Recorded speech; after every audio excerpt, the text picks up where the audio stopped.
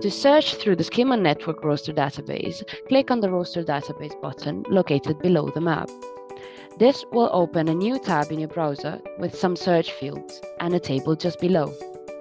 The entries in the table will be the members resulting from your search. You can filter the list of members by type of membership,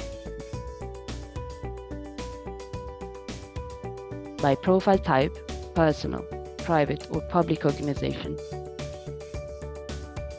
by category,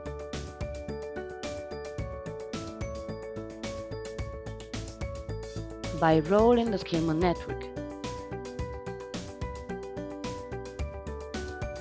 by country.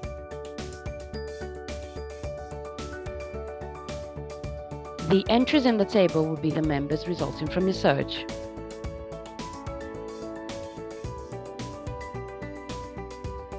By clicking on the Read More link or directly on the photo or logo, you will get the full detailed record of the Skillman member.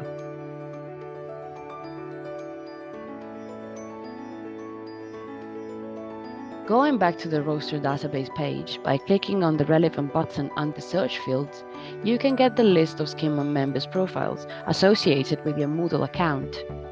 By clicking on the gear icon next to each profile, you can edit all related information.